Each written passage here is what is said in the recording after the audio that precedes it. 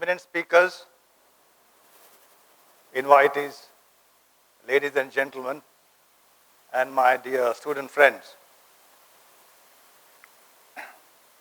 It seems like just yesterday, but in reality it was way back in 1969 when I entered the Academy for Pre-Commissioned Training as a gentleman cadet. Why gentleman cadet? Because Army believes that you've got to be a gentleman first and then an officer. And for the next 34 years, I donned the olive greens and the camouflaged battle fatigues and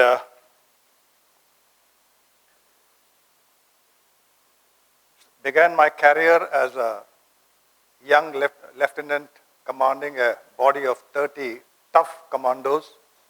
And over the years, I got graduated into commanding a rifle company of 120 rifle soldiers, and then went on to become a battalion commander, commanding about 800 plus seasoned men.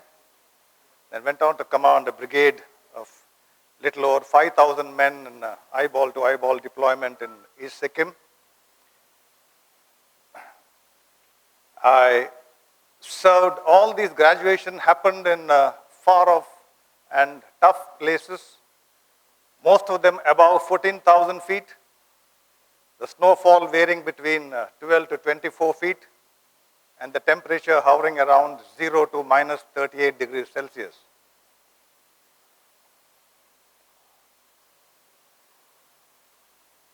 And God was kind enough and He blessed me and gave me an opportunity to look into the eyes of death, smile, and at times bite the bullet and survive and come back and tell the tale. Fortunately, I never knew the meaning of fear. But exactly after 50 years, in the year 2019, other day a smart lady, staff member from this college, Sri Lanka is her name, she somehow convinced me and catapulted me onto this stage.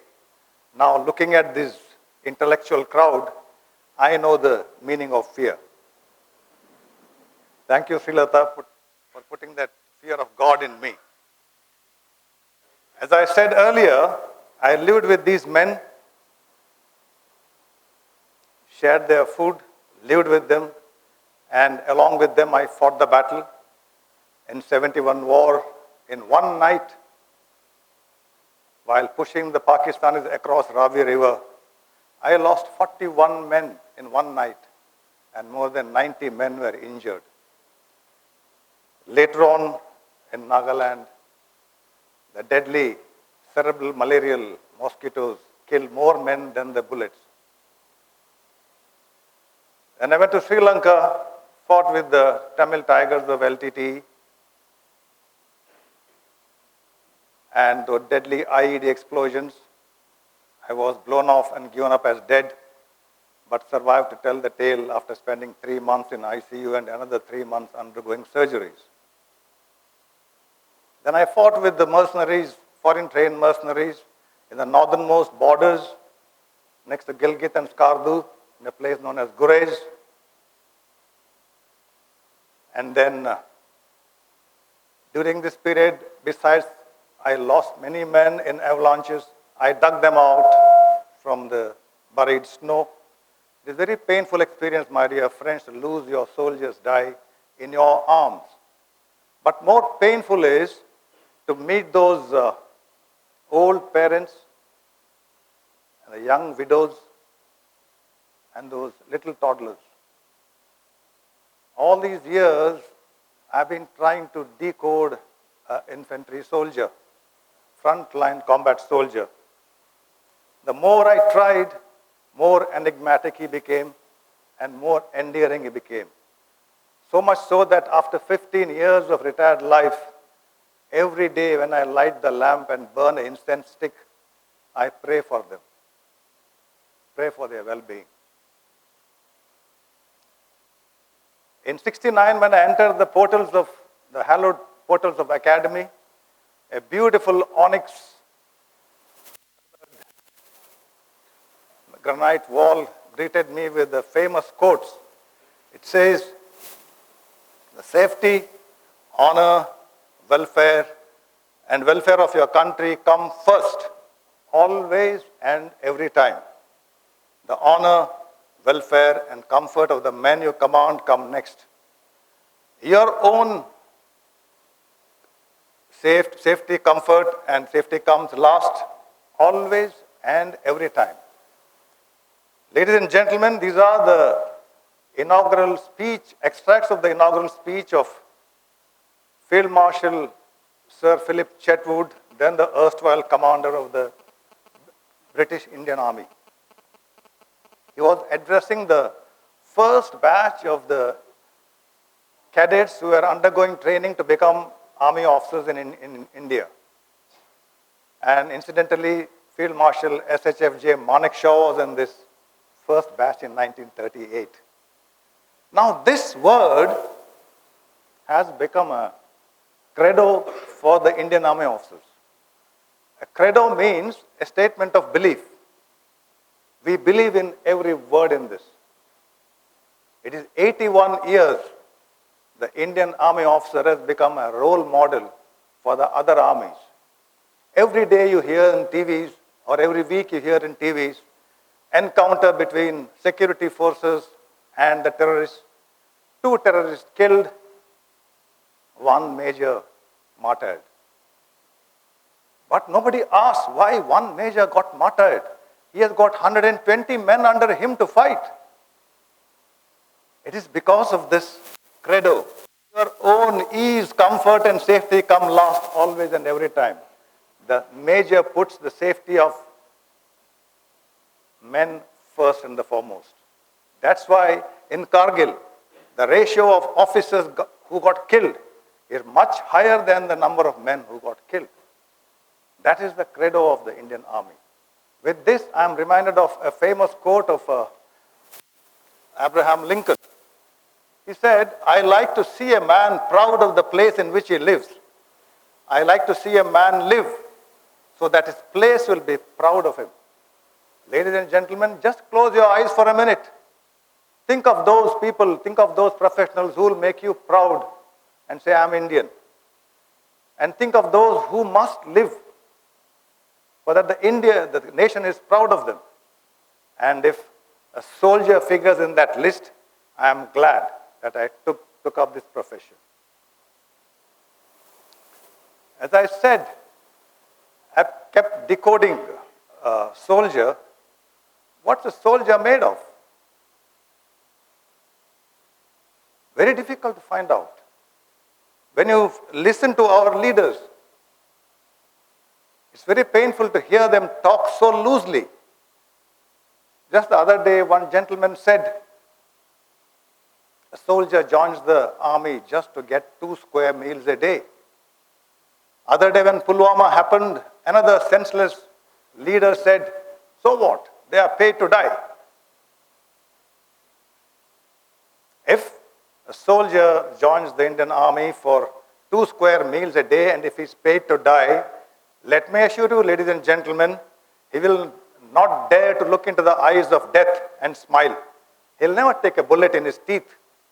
He'll try to live for another day and earn another square meal. If he does that, you and me will not be able to sleep in our comforts of the home peacefully. Then who is this soldier? Come travel with me to northern border states like Rajasthan, Punjab, Haryana, Himachal Pradesh, Gadwal Mountains and Kumaon Hills, which are the main feeder states for the combat soldiers. Most of these boys, they join the army moment they cross the age limit of 18. That is the benchmark. And every house from where the soldier comes, either he is the 3rd or 4th generation soldier to join the army from the same house. His great-grandfather, grandfather, father, they have been in the armed forces.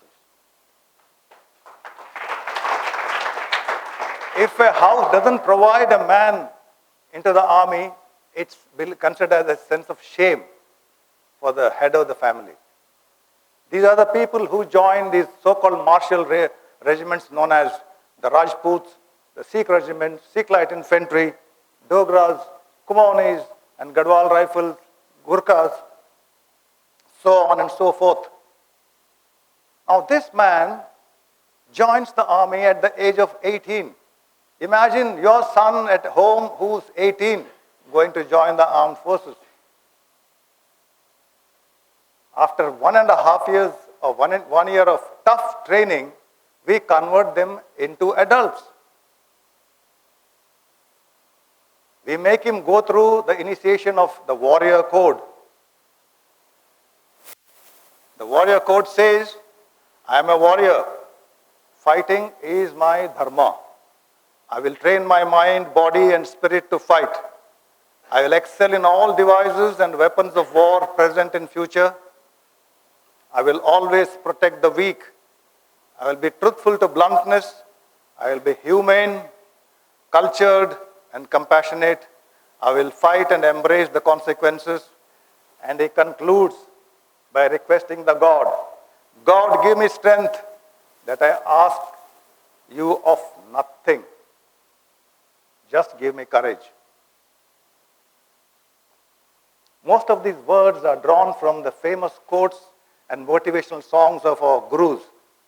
For example, in my regiment, Guru Govind Singh, he was the 10th and the last guru who was a motivator.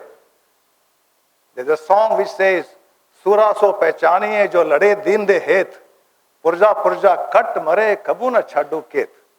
That's in Punjabi. That means, brave is he who fights for the weaker section. Despite being cut into pieces, thou shalt not leave the battlefield. That's what he says. I will always protect the weak.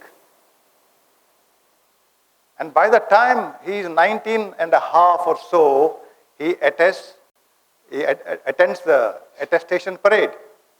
It's a ceremonial occasion where his proud parents come, lined up in a ceremonial parade ground. He stands up in his full ceremonial regalia, raises his right hand, places his hands on the holy book. It can be a Gita, Quran, Bible, or a Granth Sahib, which is kept on a national flag. He swears his allegiance to the nation and pledges everything for the nation. It is like giving a blank check, pay to my motherland, an amount of everything including my life, signed Bhajan Singh. And this check has no expiry date. Probably my check is still lying somewhere there. For you and me, that boy who is 19 and a half years old is just externally a tough muscle kid after training. Otherwise, he's half man, half boy. He is not yet old enough to buy a glass of beer, but is old enough to give his life to the nation. That is the irony. He probably has a girlfriend who has either broke with him or a wise one has promised to wait for him in the other half of the world. He goes to his regiment, which is in the valley, or the LOC, or in a high altitude, or in Citation. He has grown up physically, spiritually, and emotionally. And my dear friends, some of them don't get to celebrate their 20th birthday.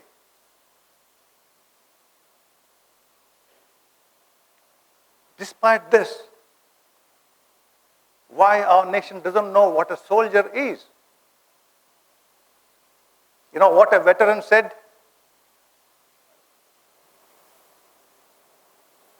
We, the unforgiven, led by the unknown, have done the impossible for the ungrateful. It's partly true. Even as we stand here at this moment, go back to Citation, the highest battlefield in the world, at 21,000 feet. Mercury drops down to minus 58 degrees Celsius. The wind howls at a speed of 80 to 120 kilometers. That is a good weather. At this moment, at 21,000 feet, the highest helipad in the world, a ALH Dhruv helicopter flown by a young captain and a major from the Army Aviation Corps, are trying their best to hover balancing and land on a small piece of helipad. Believe me, no one in the world today, whether he is an American GI or those great heroes you see in the Hollywood movies, flies at 21,000 feet. No helicopters in the world fly at 21,000 feet. They are made in India, ALH Dhruv helicopters, and flown by the Indian pilots. At the same time, one of these young soldiers who was in 20s, is driving a truck, wheels fitted with non-skid chains, a radiator filled with antifreeze mixture. You know where is he driving? The world's highest motorable pass at 17,570 feet, Khardungla. He's negotiating that pass and trying to go to the administrative base, taking essential supplies to his comrades. If this is earning 2 square meals a day, he can as well drive a truck from Mangalore to Bombay and Bombay to Delhi. That is 2 square meals a day. This is not 2 square meals a day. That helicopter pilot can join any other private companies and need not fly at 21,000 feet and risk his every day his life. It's not a one-day business.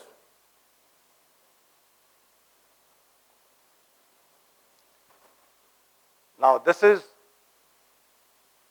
what is 2 square meals a day. Getting his daily wages. Let's go to Indian history. Post-independent Indian history is replete with story of courage and bravery. I don't know why our school syllabus are not teaching them to the children. October 1962, Chinese invasion. A rifle company of 13 Kumaon. Location, a pass known as Razangla. Height, 16,000 feet. Exact area is Sikkim.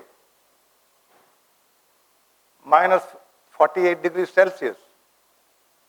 Equipped with old vintage Second World War bullet action rifles. Wearing leather boots. Wearing cotton dresses. Wearing worn out jersey pullovers at minus 48 degrees Celsius. They are surrounded by the Chinese. They repulse waves after waves of Chinese. They exhaust their ammunition.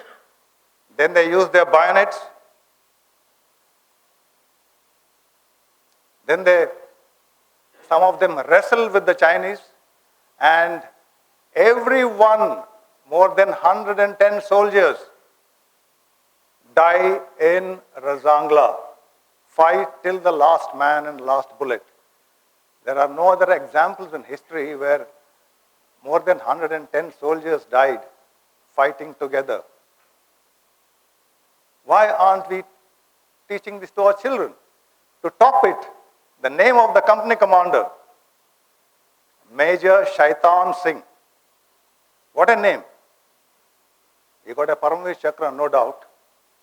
But those 110 men and their bodies are still buried in Razangla. In 1983, I was a major serving down below. Razangla is a forbidden territory. It is under Chinese occupation.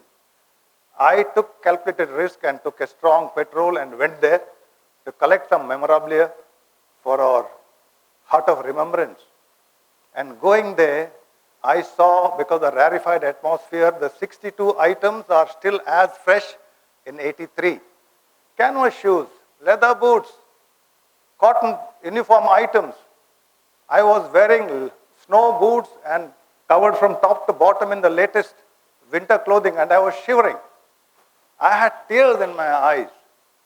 How come these men have fought in this place and their family members don't know where their son's body is cremated, where it is buried? These are the soldiers. They don't fight for their salary or for their 2 square meals a day. When we talk of these martyrs, you go to the war memorial in Kohima. Why do they fight? They fight for the ashes of our forefathers, temples of our gods, and for this precious piece of land, so that you and your children can enjoy for the generations to come. Let us remember their sacrifices, and as we go to, if you ever go to Nagaland, don't forget to visit the war cemetery of Kohima. And the visitor, after going around, as he leaves the cemetery, there's a beautiful granite wall where these martyrs address you, saying that when you go home, tell them of us. For their tomorrow, we gave our today. Let us remember them with a deep sense of gratitude. And as I close this talk, I have a small slide for you. It says, relationship breakups, family disputes, trust issues, professional stress, clueless future. Life is more than this. The reality is that life is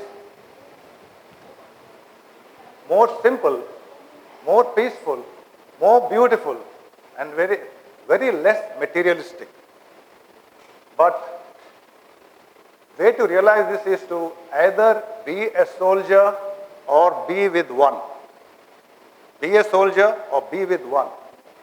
The value of trust, love, unity, confidence, goal, and more importantly, hope.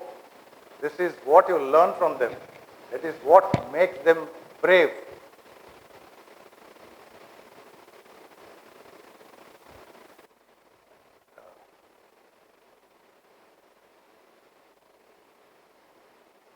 Sorry. No. Yeah, request the living and remember the fallen. Thank you, ladies and gentlemen.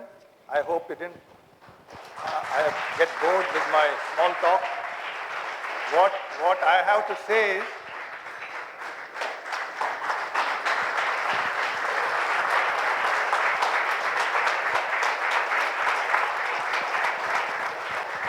I must also thank this young lady, Rakshita, who helped me in the last 2-3 days, and she got so motivated. Now she has decided to be with a soldier now. So she has assured me that she will marry an Indian Army officer. That is one of the motivating levels. Thank you very much.